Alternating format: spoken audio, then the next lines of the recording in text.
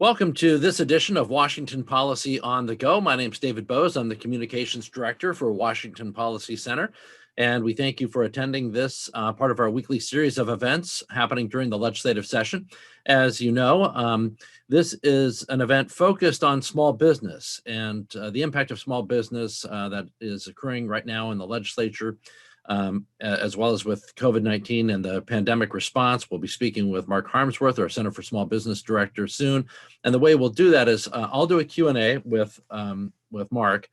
We'll talk for a while, about 20 minutes, and then we'll open it up to your questions, which you can ask at any time in the question toolbox here on Zoom. But before we do that, one of the things that's been happening in the legislative session is things have been happening very quickly. There's been some major policy movements and some big policy proposals coming forward. So what we like to do during these events is when those kinds of things happen, when we think you need an update on things, we might bring another center director that is not directly related to the topic or to the main topic in for just a couple of minutes to give you an update on what's happening on key pieces of legislation or key policy issues. And we're going to do that today with the Center for Government Reform Director, Jason Mercier. Jason, why don't you start by giving us an update on the emergency power actions by the legislature? The governor's been able to operate basically as the sole authority of Washington state since the pandemic began until the legislature started. And there was a lot of talk about maybe reining in that power. What's happening? Yeah, Dave, as you mentioned, we have been underneath the governor rule for about 9 months now, and that's not necessarily the case across the country. A new national study found Washington ranks among the bottom 4 states as far as the balance of power between the executive and legislative branch on emergency powers and who has the final say.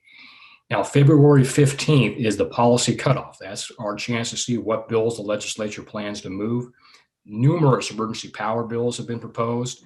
A couple of bipartisan ones, House Bill 1020 and Senate Bill 5039. Those bills were not scheduled for public hearing.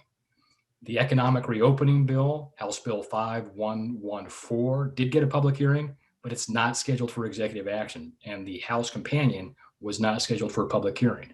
So on those 4 bipartisan bills, it's pretty clear there is not an intention from the legislature to rein back in the balance of power and have a check on the governor's reopening metrics.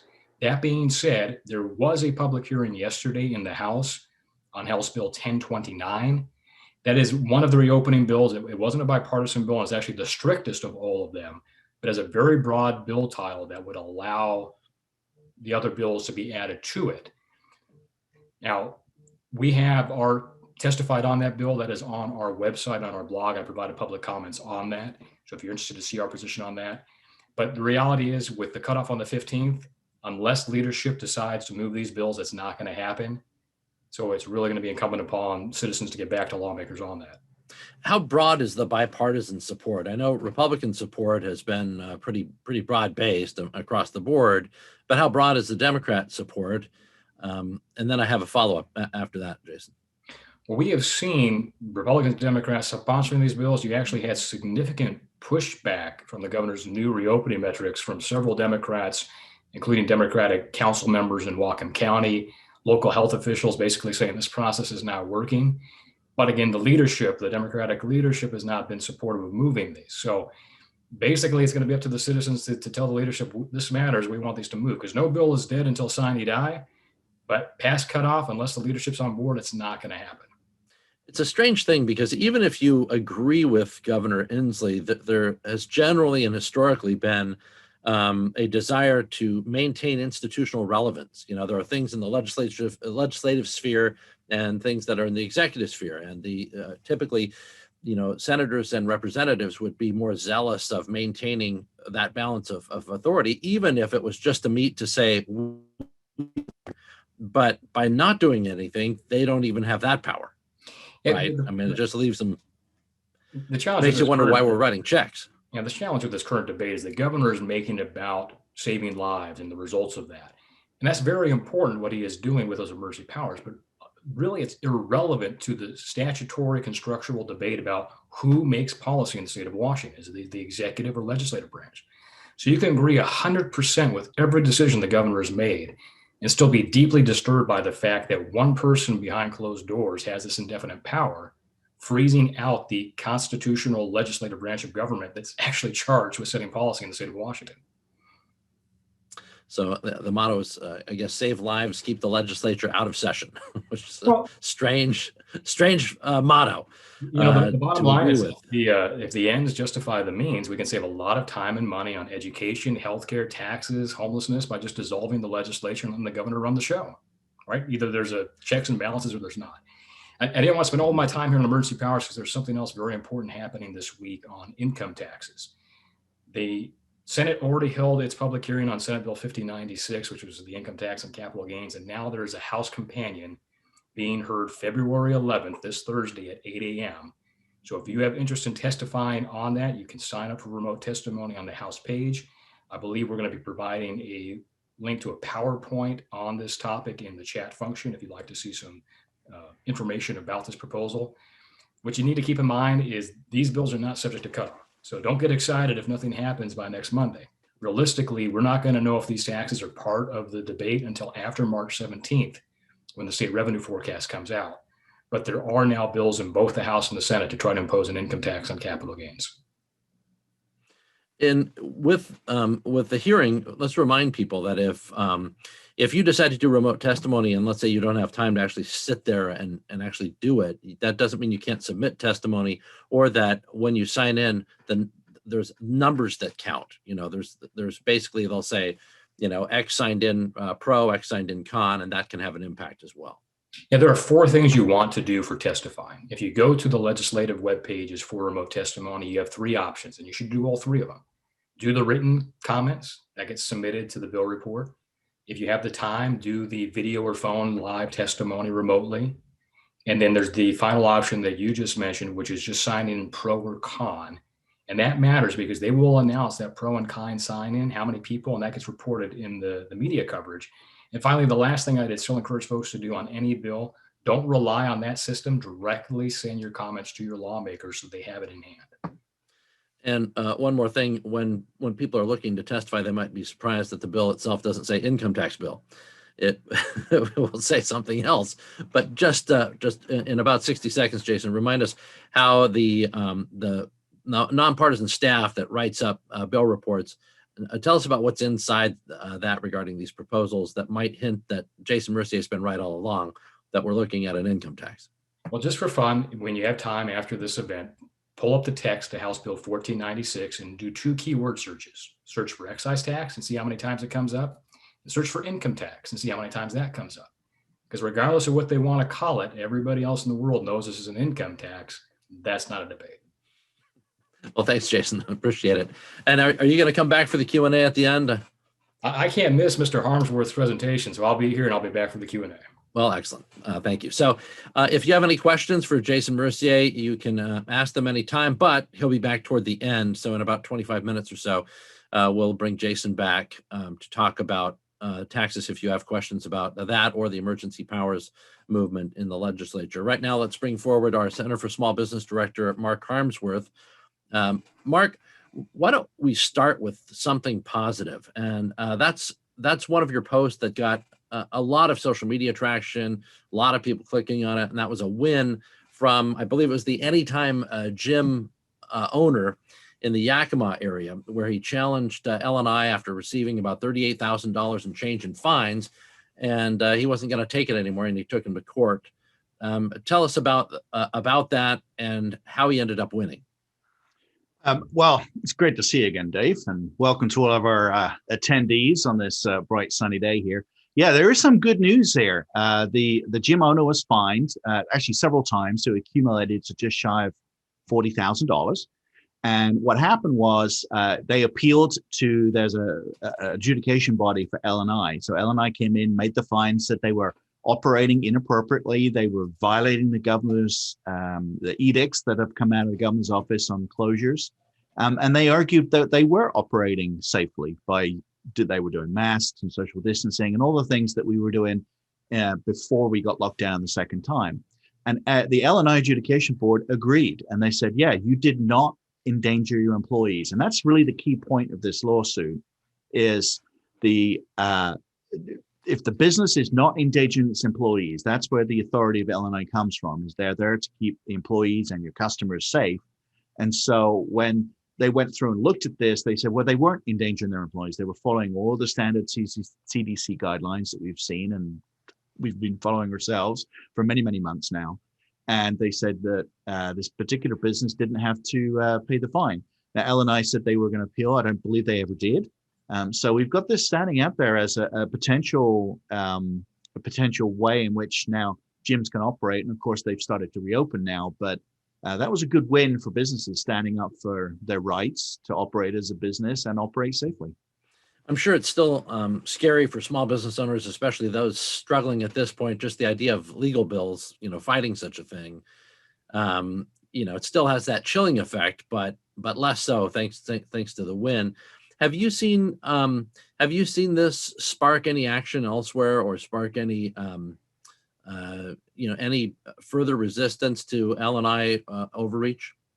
Yeah, in fact, I spoke at an event in Whatcom County, a top secret location, because many of these businesses are afraid of L&I coming in and removing their licenses. But there were probably around 50 restaurant owners who were literally facing bankruptcy if they didn't reopen.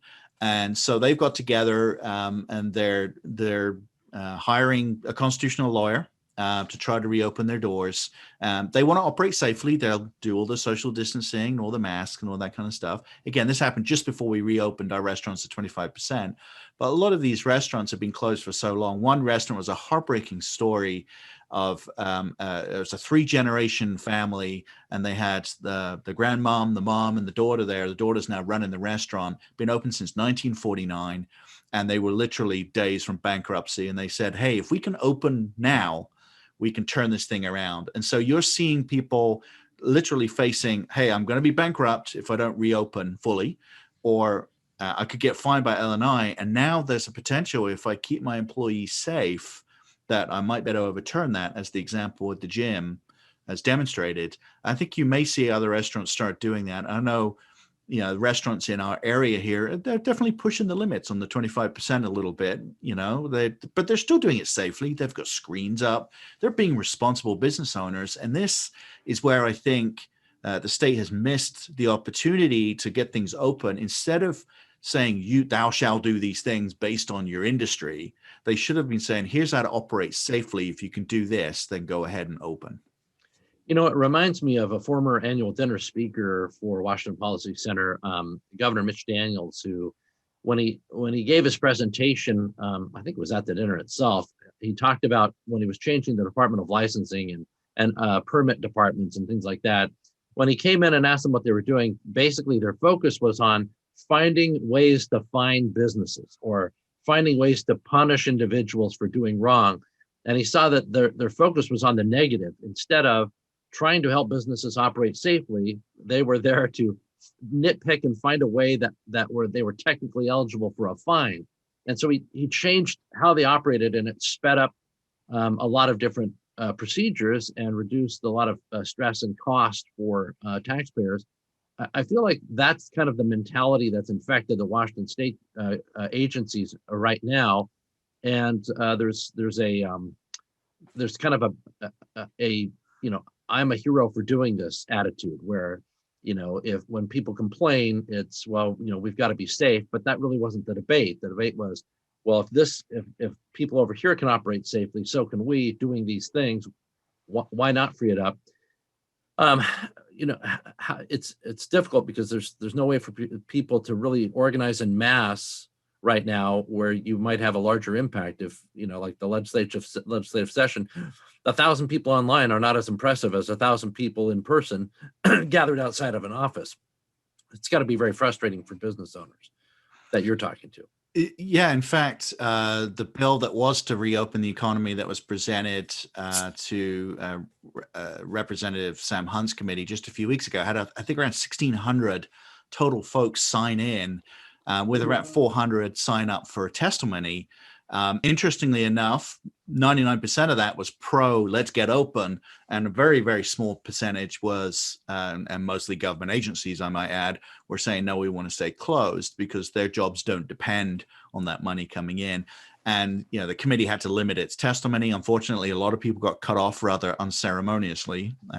But it's a good thing to do. People should be expressing their opinion on these bills, positive, negative, and making sure their legislators hear how these things can affect them. You did a report recently that we published. It's available at washingtonpolicy.org and likely will be in your chat function here shortly. But it was on data showing restrictive lockdowns are not working. So, one, they still seem to maintain their popularity among government officials. If they're not working, how do you explain that? And what do you mean by not working? Because others will point and say, well, look, these places with less restrictive lockdowns, they're having big problems. So what do you mean that these restrictive lockdowns aren't working? Well, I took 5 states, what I felt were the extremes. On one end, we've got California, and on the other end, we had South Dakota. And in there, we mixed in Washington and Minnesota and Kansas. And they're on the sort of the slide scale of restrictions and what have you. California, basically stay in your home, don't breathe in the wrong direction, and you're going to be okay. And South Dakota, all bets are off. Here's the guidance that we're issuing to keep you safe, follow the guidance, and so on. What was common across all 5 states is if you take it as a proportion, the infection rates followed a very similar curve. They went up and they went down, all at the same sort of rates, but proportionally different. The big key difference, though, were the states that were not locking down as hard saw a much more dramatic drop in infections after the fact. So South Dakota, population's lower, but as a percentage in the dense areas, they're seeing a much faster recovery from COVID than somewhere like California, which at the time was still seeing an increase. But what you're seeing is, and I'm not a medical professional, but what I would say is I can look at this data and I can say the data that's reported to me directly from Johns Hopkins and the CDC shows that the COVID infection rates are pretty consistent across the states. The ones that open earlier, you see that rate drop a lot faster and down to a much lower level as well. It's funny that we feel obliged to say these days, I'm not a medical professional, I'm not a doctor, because most of the people setting the policy are not either. Right. They work with them from time to time, but they're not the doctors or medical professionals either, which is in a way how we get to this point.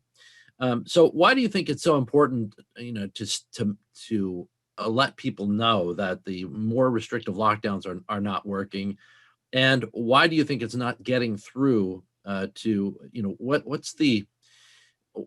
do some politicians still kind of clinging to that?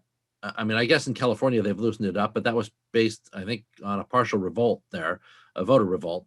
Is that the only way to get them to move? Why is it not just on the surface? Hey, we've got to deal with this, and you're undermining, I think, confidence in public health and emergency leadership if you're keeping people their freedoms restricted and their economic vitality in question unnecessarily. I think the root issue is the fundamental misunderstanding of some elected officials of what the Constitution grants us as citizens. And we remember that the government works for us. We don't work for them. And so you've seen, initially, I think in the first couple of months here, everyone was saying, hey, we don't know what this thing's going to be like, and we just want to do the right thing. We don't want to cause a huge problem. And there was a natural identification with the policies that were coming out saying, yeah, let's not overwhelm our hospitals. But as we've understood this more and more, what is becoming more difficult to understand is why we can't reopen using safe guidelines, because the Constitution says the government can't really tell us what to do in some of these areas, but it can give us information. Remember, they work for us. And so I think that's the fundamental issue there, is many of the elected officials feel it's their responsibility to keep us safe. And that's not necessarily true. We were originally, way back when, and this is even before the UK came over, after the UK came over, and the Constitution was formed, that it was there, the federal government was there to protect our borders, not to create all these different rules. And through the Interstate Commerce Clause, we've seen this sort of an eroding of our rights over the last few years. And so what you're seeing is an interpretation by these elected officials who are trying to say, where's my authority as a governor? Where's my authority as president? Where's my authority as a legislator?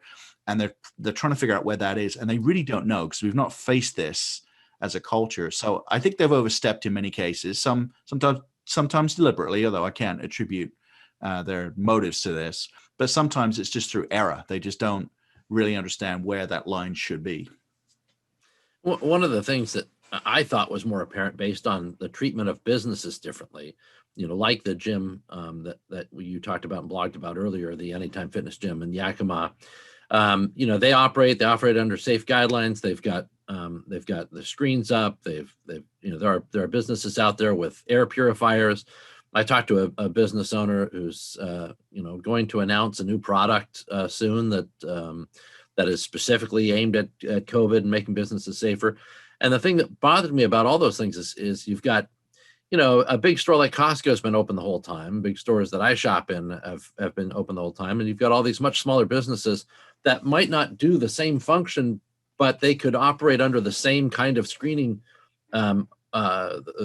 functions. And you've got people wondering if they're going to be able to keep their business that they've been building the last 20 years, and many of them who haven't been able to keep it and are just sunk. And I'm disappointed, I think, and I'm concerned that the broader public isn't more horrified by that, by top-down regulations that choose winners and losers rather than choosing safety metrics, giving people metrics to use in order to keep other people safe rather than, this business gets to live and this business gets to die.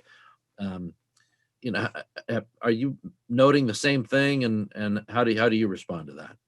Yeah, and it's really unfortunate. This is when the government shouldn't be picking winners and losers. It should be just saying, here's how to operate safely, and here's the guidelines that we've got based on the medical professionals that we've got that are telling us how to deal with this. You could use the example of the construction industry last year. When we shut down originally, private construction, and if you'd already started your construction, you were able to, you couldn't continue if you were private, but if you were public, you could. And it wasn't until the governor went in and adjusted the rules that you could start even private construction. So you had a situation where, and it was really quite ludicrous, where you'd have a private construction site on plot A union-owned construction site on plot B. One had started, one had not, and one was able to continue. And it just showed you how, when the government sticks its oar in where it shouldn't, how ludicrous this is. And there are so many thousands of decisions like that they have no chance of making in a fair and equitable way across these businesses. And we shouldn't be picking private, public. We should just say, if you can operate safely, then go ahead. Think about the roofing contractors. I had loads calling me up saying, I'm on a roof, I'm on my own. I'm not allowed to put a roof on a house. You've got to be kidding me. There's nobody within 30 feet of me, except for the government drone that's monitoring you. Yeah, I was talking to a construction company that does things like asbestos removal, where they're dealing with hazardous substances that you got to keep out of your lungs all the time. And, and they're just bewildered by the lack of logic to some of these things. Speaking of, let's move to the Employment Security Department, where, as you point out, the fraud detection was so bad, they paid claims on their own employees who I laughed when I saw the headline and I thought, you got to be kidding me. But yes. So the question about that is, we knew the fraud was bad. We knew hundreds of millions of dollars was stolen out of the trust fund there for I forget the name of the piracy operation out of Nigeria, but there's some wealthy people there, even though some of that money was brought back. But the fraud even got worse. How is that possible, and what's been done about it? Well, as far as I can tell, the government has expanded to deal with that and not done much else. We have not seen anything. In fact, the state auditor has also started poking holes in the ESD now, and we're waiting for another round of audits to come out on this. The legislature gave ESD around $44 million to update their systems well before the pandemic. When I was still in office, I think that came through the budget I was involved with. And we were hoping they were going to upgrade their systems to put in some better protection and this kind of thing. Obviously, they didn't. And as you know, I work in the tech industry. So FYI, don't click on that link if it says a Nigerian prince wants $650 million. Don't do it, because you're likely to end up in a lot of trouble. Now, they didn't have the systems in place either to deal with the massive increase in unemployment claims, which is odd because the governor's office back in January of last year had asked all of the departments to go through for emergency planning under COVID on January the 16th and come up with their plans to deal with their businesses under COVID. And all of these businesses should have been doing this for an earthquake because they've been preparing for that for years, for the big Cascadia Fault earthquake that hopefully doesn't happen, but we should be prepared for. And that's going to be a mass unemployment event as well. So the department wasn't ready for that. Secondly, the fraud prevention was just not there. The adjudicators, and they've been hiring adjudicators like crazy, but the adjudication rules they were applying, it was a manual process. So when we saw a massive increase of people coming through the system, they just got overwhelmed. Their phones got overwhelmed. They never really thought about that event, and they could have planned for it. We live in the state where we've got Amazon, Microsoft, some of the biggest cloud hosting folks in the nation, and they should have built this thing to scale. They had the money, we gave them to do it. They didn't do it.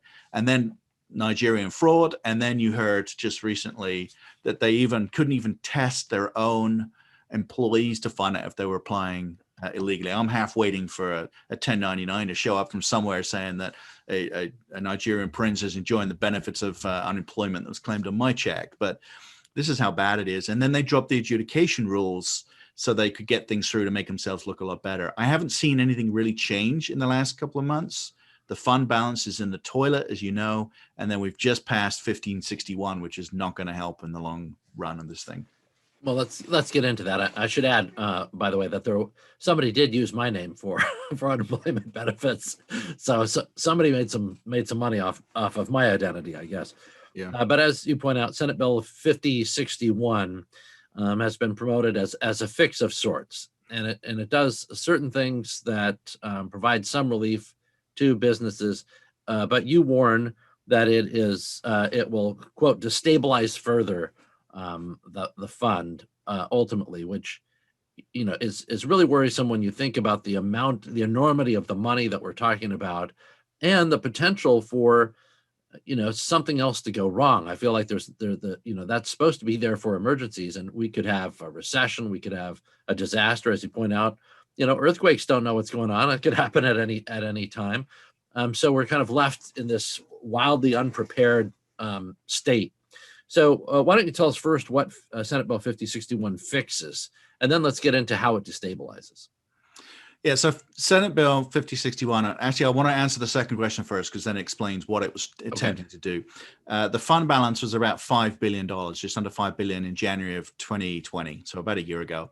And we've depleted that fund to somewhere around $1 billion. ESD can't exactly tell us the exact amount, but we know it's in that sort of range, plus or minus $100 million. $100 million.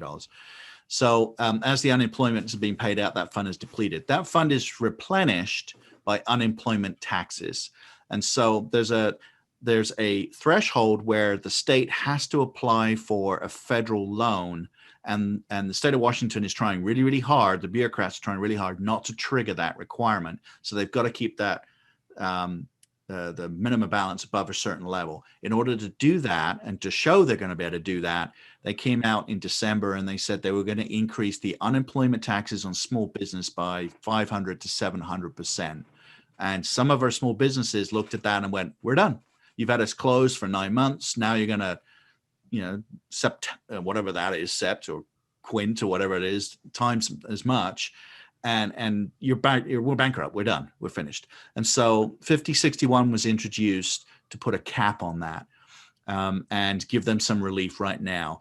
There are two problems with the bill. First of all, they really kicked the can down the road. The taxes are coming later. They just don't happen straight away, because that money's still got to be replaced. That $4 billion that's now gone out of the account from that 5 has to be replaced. And secondly, they increased the benefit payments from 15 to 20% of your average weekly salary. So as the unemployed person, great, you get 5% more, but that puts even further downward pressure on this fund. And that money has to be replaced somehow. So we're going to see how this pans out in the next couple of months, but they may even need to do a general fund transfer just to prop this thing up. It's such a classic situation government-wise, where you have something and you're unable to maintain it, unable to sustain it, and then instead of addressing that problem, you just add to your own problems, because you'll make it more popular. Give something And away. we've had solutions on this. We've put out policy papers on this, on privatizing portions of the unemployment fund to stabilize it and those types of things for years, in fact. And I've been talking about those for the last year specifically to try and show that there is a way of running this in a stable fashion if you really wanted to do that. I'll remind people you can ask a question at any time. Try and use the question and answer as the Q&A box at the bottom of your screen. Some of you are using the chat function. I'll try to get to those as well. It's just a little bit easier to use the Q&A function, the question and answer function there at the bottom of your screen. You can ask that question at any time. When it comes to this bill, you said the tax is going to be paid later. If memory serves, it's 2025 as the cap increases. Does it increase that full 700%?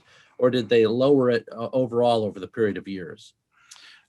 You can't really tell because they would have projected a different increase rate. The original increases were going to be for the first 2 years, and then they were going to decline. So, but the cap is a steady increase to 2025. But the original plan was to increase the taxes, would have front loaded the replenishment of the fund. Now you're backfilling it. So there are certain assumptions on unemployment rates in there that I just don't think are sustainable. We were at about 4.5%, 5% when we started the pandemic. I believe we're about 8 or 9%. And in some industries, it's obviously dramatically higher. So the numbers we need to see how this pans out. And it's going to be completely dependent on how fast we reopen. The faster we reopen, the faster that fund's going to get replenished. And that ultimately is the right solution. Is there any restriction on taking something like the rainy day fund and transferring money into the unemployment fund because of the need there? In other words, some money's reserved for transportation or what have you. Is there anything keeping them from, say, taking? Well, I mean, you can do the same thing with we have a 7% increase in state revenue expected over the next biennium, or at least 7%. Their spending is they desire it to go up much larger than that. But if instead you just froze things and applied the money to where the depletion happened the worst, couldn't you solve these problems that way also? Yeah, yes, you could use the rainy day fund to replenish it. But I mean, part of me just wants to say this is a complete screw up of a program. And now you're asking the taxpayers of Washington to use their rainy day fund to fix the problem. And that's incredibly frustrating. It's not like we had an exterior, the department was run poorly. It wasn't run well, and then we have to fix it. This is a problem where it was run poorly. And that's frustrating, but they can do that. They could do a general fund transfer. They can find other taxes they could go for, I suppose. But really, it's restructuring the fund, bringing in some of these private insurance plans so that you can actually get some money, your own money back again when you retire, and getting us back to work. That's the fastest way to get things replenished. It's interesting. I read some defense because, as you know, the management of the Employment Security Department is moving toward the federal government now to do for Washington, D.C., what they've done for Washington State. And the defense locally from some in legislative leadership was, it really wasn't a problem with management, as you're asserting here. It was more of a problem of the scale and scope of the crisis was so big that nobody could expect anything but what happened to happen. I'm paraphrasing, of course, but that was the impression I got. I take it you disagree with that assessment. Yeah, first of all, they should have been prepared. As I mentioned, we're in a massive earthquake zone. And they have been tasked previously, many years ago, in preparing for that event. So the system should have been there. But even failing that, once it happened, what did we see as a response afterwards? Almost no action until it became a political hot potato when we had 100,000 people waiting for their unemployment benefits 6 months later. And then suddenly there was attention drawn to it. It reminds me somewhat of the Western State Hospital problem, which was just left to languish until it became a political hot potato, and then it had to be dealt with, and we lost all the federal funding. Ultimately, it's a lack of attention to really what's going on and thinking ahead about what do I need to prepare for, and what does my department need to deal with? And so I would argue, yes, the policies that ESD had put in place were not sufficient to deal with this. There's some latitude for this was an emergency, but it should have been prepared, and then its response to it should have been much, much better, instead of sending 650 of our hard-earned tax dollars to the Nigerian scam ring. All right, if you've got questions for Mark Harmsworth or for Jason Mercier, who'll be joining us again here momentarily, if you got questions about the income tax on capital gains proposal or any other tax proposals or the emergency powers or the small business situation with Mark Harmsworth, just enter your question in the Q&A box right there at the bottom of your screen. It's very easy. Some of you have got them in the chat function. I'll try to get to those as well. I think I'll start, Mark, real quickly. A question for you. Were the employees that made this massive mistake at the Employment Security Department fired? Not that I'm aware of. In fact, I think the one at the top was promoted to DC, as you mentioned earlier. And the rank and file employees, really, they're not at fault for a lot of this. They were just trying to get their jobs done within the systems that they had. It really is the leadership level that needed to make the decisions to solve this problem. But I'm not aware of anyone being fired. So. What did ESD do with the money that was supposed to be used to update the system? Do we know that answer? Yeah, they did some software upgrades, but they didn't go through and really set them. The whole point of it was to deal with national emergencies and those types of things and get the software up to speed. They obviously just did a partial upgrade and they didn't finish it. And I believe it was even delivered late at the end of the day as well. Here's a question for Jason. Jason, if one has submitted written comments on a bill previously, will later comments, I take it at a future hearing, be discarded or considered again? I believe what happens with that form function is it just gets I don't even know if it goes directly to the members, but it's available to them to go and find. So you can comment to your heart's content. I don't think you're going to discount your prior efforts. Next question was, are there enough Democrats to support, along with the Republicans, lessening the governor's emergency powers if the leadership were to release the bills? Based upon the sponsors, especially in the Senate, you are just at, if not just below, 25 votes declared for the policy. The House is a different question, but we have to remember this is not a partisan debate across the country. There are efforts right now in New Mexico. And if you're not familiar with the New Mexico legislature, that's a Democratic legislature. A Democratic committee stacked 9-2 Democrats just passed a restraint on the governor's emergency powers. And the sponsor of this said, this has nothing to do with what the governor has done. This has to do with, does the legislature matter? It's really not a debate that should be that difficult, kind of like an income tax on capital gains. Right. Next question. One otherwise rational and caring friend responded to my request to open schools by posting, unless you can personally guarantee that no teacher will get COVID, the risk is too great. I have other senior friends who haven't left their houses in months, and I'm seeing people wearing masks while driving alone in their cars. There's a significant amount of fear that's growing because of the uncertainty about the new variants. It's not a statistical or scientific response. It's an observation, but it brings up a question, which is, how do you respond to the public or to policymakers when they say, if you can't guarantee zero risk, then the risk of reopening, whatever it is, whether it's schools or businesses, gyms, daycares, whatever it happens to be, is too great? I'll start with you, Mark. It actually reminds me of a program the state runs called Target Zero, which is a transportation policy that they're trying to get down to zero deaths on the road caused by auto accidents, which is a laudable goal. I mean, when you're asked the question, how many deaths do you support by car accident? Well, the answer is zero. But it's a false dilemma, because realistically, the only way to get to zero deaths on the road is to remove the road and remove all the cars and remove all the vehicles. So it's just not practical. Inherently, there are activities that are dangerous and cause potential harm to all of us in all of our daily activities. You can take reasonable precautions. You do what you know is the right thing to do, and then you get on with it. And if you know that you're in a group that is at risk, my own parents are staying home because of this, they're older, then take those precautions. But for the state to come in and say, okay, everybody, and we know the infection rates, particularly for COVID, are incredibly low for the younger generations. Everyone has to stay home. We have to shut down all of our businesses. There's a balance there between the economic harm that you're doing to everybody else and the infection, the chance of infection. And that ultimately is a personal choice that you need to make, not a choice that should be made by the state. Jason, anything you want to add? I think Mark covered it very well. This is a follow-up question. Remember, we're asking about the Unemployment Security Department personnel that ended up having claims filed in their name. I think this is a matter of confusion, because the question is really, I'm talking about employees that received unemployment funds. Were they fired? Mark, I'm correct in stating that the employees didn't actually receive the money. Scammers received the money. It was just they did it in the employee's name.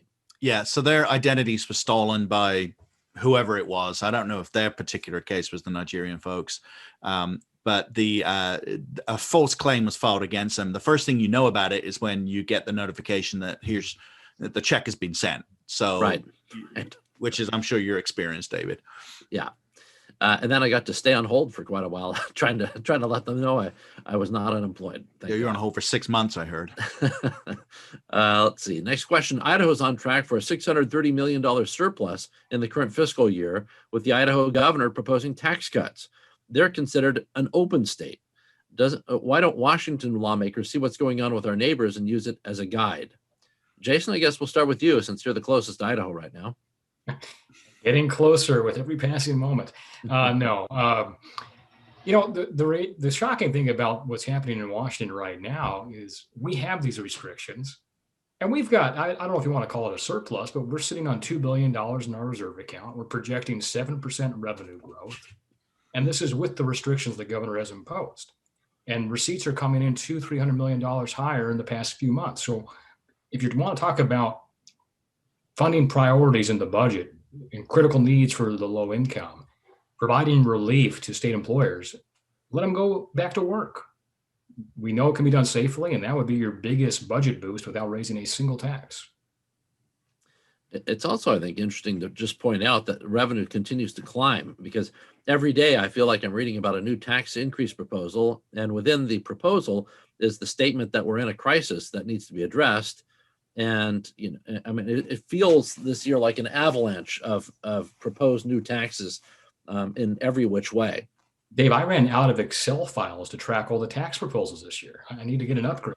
I have a couple of spares if you need them, Jason. Next question is there any organization planning on lawsuits against the governor over his oversight and disregard for a constitutional limitation? Jason, you've written a bit about the governor's emergency powers and the scope of them. Can you address that concern? So there's going to be, let me separate out what is happening on the landlords and the tenants on the rent relief and the evictions. That's a separate issue than the rest of the emergency powers, because that raises other constitutional concerns concerning changing of contracts and property taking. So that litigation is working its way through state and federal court. That's probably the most viable of all the challenges. I think what has been the problem with the lawsuits that have been filed on the emergency powers is it has challenged the authority. That authority was granted by the legislature. The governor has the authority. Where you might have a viable challenge is on the differential treatment between employers and industries, the discriminatory application of the powers. Now you're not just talking about an even application of a restriction, you're picking and choosing what you think is essential or not. That probably has some legal viability, but outright challenging the emergency powers, the legislature granted it, which is why these reform bills are so important. Next question. This statement circulating from State of Reform, quote, "We'll keep seeing COVID just like we keep seeing getting the flu. As more strains become endemic, with what appears in the data to be a seasonal nature to the disease, COVID might spike in the fall every year, just as we see occur with the flu. As models of endemic COVID move into the mainstream discussion, how do you see that affecting the current debate over emergency powers or declaring an end to the current emergency?" So Mark, I want to jump in first and I'll let you do cleanup on this.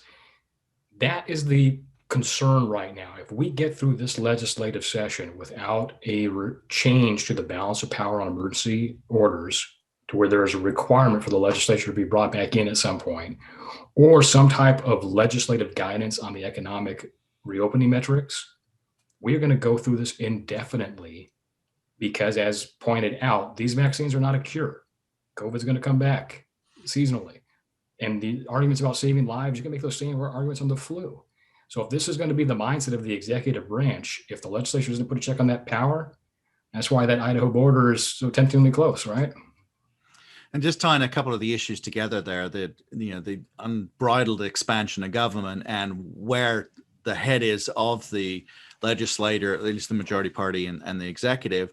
House Bill 1450 was introduced just a couple of weeks ago, is proposing adding 740 new employees to the state government, and a massive expansion of remote capabilities for schools so that every student can work from home. And so what they're thinking, it looks like, is that we're going to be in this for a prolonged amount of time.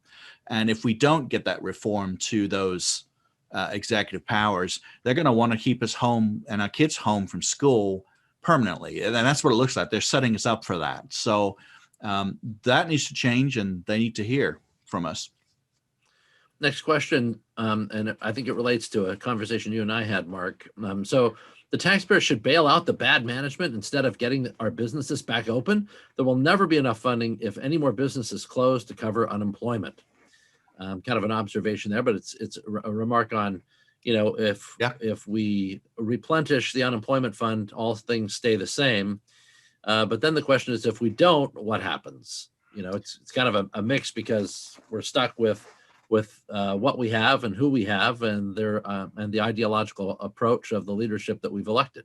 Well, let's hypothesize for a second here. Yeah. We end up at the end of this year in another extended lockdown because of a new variant of COVID, and the fund hasn't replenished itself, and we've not done any reforms because we certainly need to do that.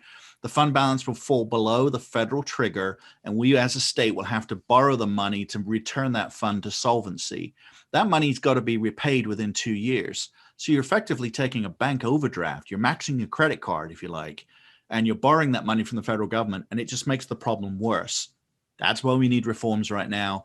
That's why we need to be back at work. That's why we need to have guidance on how to operate safe rather than being told how to operate safely. Jason, this question is near and dear to your heart, I think. What do you think the support level is for the income tax bill amongst policymakers in the House or Senate? And to what degree are the lawmakers interested in the voice of the people? Well, the people are the sovereigns of the state. So ultimately, they're going to care if it reflects at the ballot box. As far as the interest level in this proposal, it's been around now for 9 years. It is a priority of the governor. It is a priority of the Speaker of the House, who was the original sponsor of this bill 9 years ago. And it is a priority of the Senate Majority Leader. Are there enough votes to pass it? If I had to handicap it, I'd say there are in the House. The Senate is uncertain. There are 22 strong no votes. And again, the magic number is 25 in the Senate. So that kind of leaves you with 3 senators to determine what's going to happen. What if we get to March 17th, when that revenue forecast comes up and it shows revenue up another $1 billion, at what point, how much revenue growth is enough to end these discussions about taxes? Now, unfortunately, it doesn't matter for this because this is a tax in search of a reason, right? It's been proposed when we've had billions of dollars more. It's been proposed when there were shortfalls. It'll be proposed indefinitely because this is their Hail Mary to try to get the state Supreme Court to strike down the state's graduated income tax ban since the voters aren't cooperating. So a long way of saying they really want it to happen. Can they justify it? But at the end of the day, if they do pass it, we're just going to be in court. Next question. Are there figures on the number of current Washington state citizens who will change their state residency to another state if the capital gains tax passes? We understand that's already happening by seniors because Washington is now one of the highest estate tax states in the nation. What are your thoughts on that? And then I want to do a follow-up with you, Mark, because I think it also touches on something you mentioned. Well, the sponsors of these bills shockingly say that taxes don't matter, right? It's pessimistic to think that people are going to leave or move based upon taxes. Now, it's an interesting assumption to have when you can look at the fact the State Department of Commerce for over a decade has said, come to Washington because you don't have to pay these taxes. And we know it's worked. I get calls weekly from Californians looking to flee that regulatory and tax environment, thinking about coming to Washington, but they are concerned about what they're hearing. And when I try to describe what's happening, they go, well, don't those officials realize they're costing the state jobs? And in fact, we just had an interview last week from one of Washington's newest CEOs who fled San Francisco, ironically for Seattle, which apparently was still an upgrade for him. But he made the point, every time the governor says capital gains tax, he is costing the state of Washington 10 jobs, because all of those Californians looking to flee are looking at a couple of states, looking at Washington, Nevada, Texas, and Florida. What do those states have in common? No income taxes. That kind of answers a follow-up question from one of our viewers here. Are Washington state lawmakers interested in attracting the Californians that are leaving the state? I think you've answered that one as well. Mark, you mentioned that small business owners, many of them were saying, look, we're almost done. And if you increase the unemployment taxes by this amount that fast, we are done. And you pointed out that the taxes are going to increase, but it's more like the frog in the slowly boiling pot of water rather than throwing the flamethrower on the surviving small business members. What's the, do you get any sense that just like some larger businesses might choose to locate here or relocate elsewhere, do you get the same sense from small business owners in Washington state? Are they looking to, get in the U-Haul and get out? Funny you mentioned U-Haul. We published an article about this based on 22,000 U-Haul rentals that show you where they're going, the one-way rentals. And while Washington was ranked, I'm just looking at these numbers here, 5th in 2019, this year we plummeted to 36. California was 50th. So the Californians are certainly fleeing California, and we're starting to see that leave, although they do mention the Tri-Cities, Jason. So I understand your population's going up there. So good for your house values.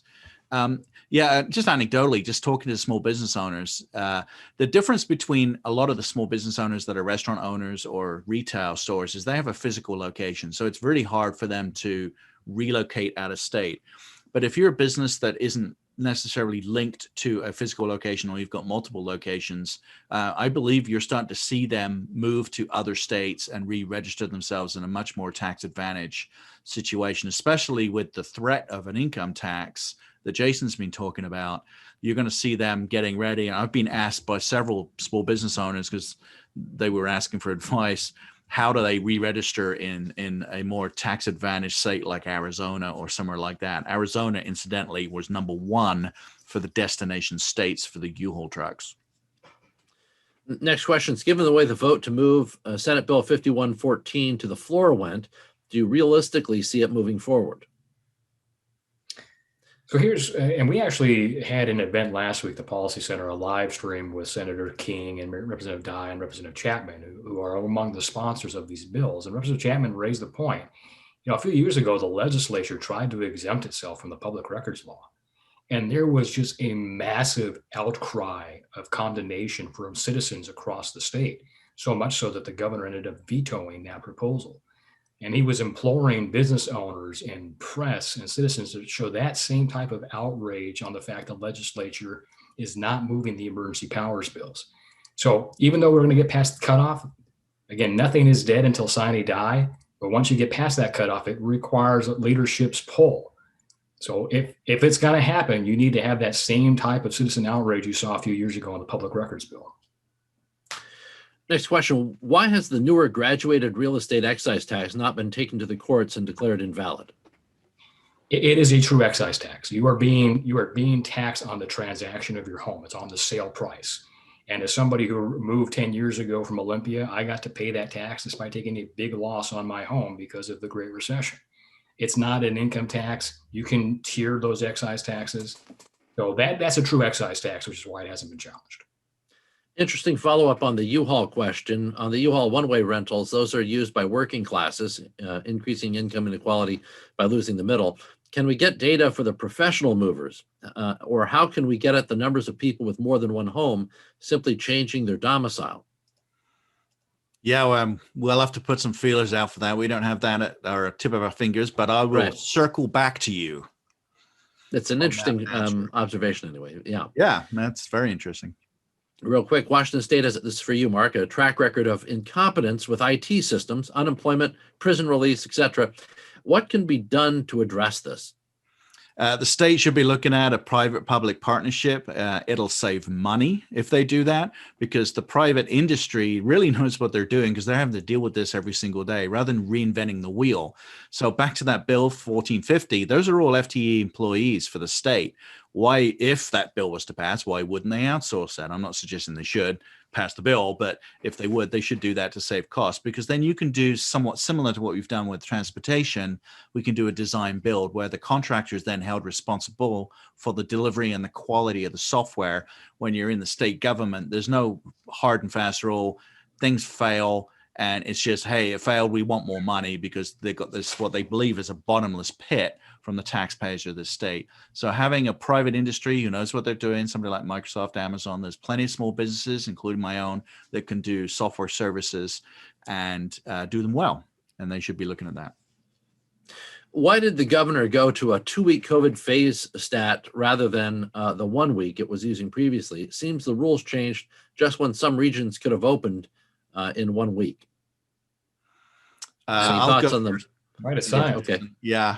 Interesting looking at the map. I wouldn't draw any specific conclusions, but I would say the states that were open first were voted slightly differently to the states that did not, but I'll leave you to figure out how that works.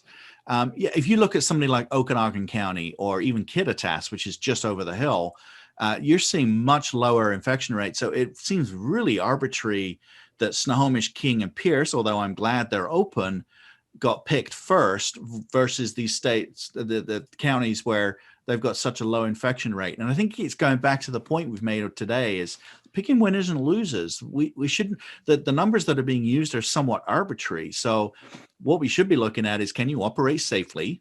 And therefore you can open your businesses. And if you can, go for it. If you can, well, let's chat about that.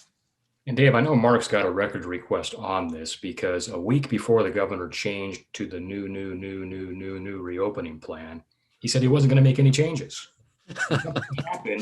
Something happened the day before his changes, and that was a 9th order attempt on the Senate floor to bring the reopening bill to a vote. Was that related? We'll find out when the public records come back. And then we'll change it again. That kind of fits actually with what happened in California, where, you know, when there was a major pushback and there was going to be, it's, I guess, if you think about, you know, the 300 imagery, you know, when the God bleeds, suddenly people realize other things can happen and you can challenge that authority. But rather than see that authority get challenged and reasserted by a legislative body or by the people, there's been this kind of, well, I'm going to change how we're doing this. And that, you know, I didn't think of that parallel until just now. So that's interesting as well. I want to remind people, next week, next Tuesday, we'll be doing the same kind of thing again. Next Tuesday, we'll have Legislative Lunchbox with Representatives Caldier, Berg, and Benke. How do you say that, Jason? I'm not familiar with that. Pardon me? You got it, Yeah, Benke. excellent. You used to have a football coach of a similar name, so luck would have it. Anyway, so we'll have our Legislative Lunchbox series. So that varies a little bit in that the focus is on interactive conversations with legislators. That's hosted by Chris Cargill. That'll be coming up next Tuesday. And then we'll join you again, of course, the following Tuesday. We'll continue this throughout the legislative session. I'd encourage you to bring your friends along, people concerned about policy. Make sure if they don't want to attend this, we'll have the, if they can't attend live rather, we'll have the video up on YouTube fairly soon. So you can send them to our YouTube channel to watch our weekly events, or they can listen to them, listen to the audio versions of them as well. And I'd also encourage you to send people to the WashingtonPolicy.org website, where our center directors are blogging every day and have some of the best information that you really cannot find anywhere else, and some context to news that you don't see necessarily in the printed pages. Todd Myers has an excellent piece right now showing some data that was missing from a major spread on the environment in the Seattle Times. So you can see that for yourself at WashingtonPolicy.org. I want to thank both Jason Mercier, our Center for Government Reform Director, for attending today, and Mark Harmsworth, our Center for Small Business Director, for starring in today's program. Thank you, gentlemen, for your work. It's got to be a frustrating session to follow this time around, but I appreciate your time. And thank each of you for listening. We hope we'll see you again next week.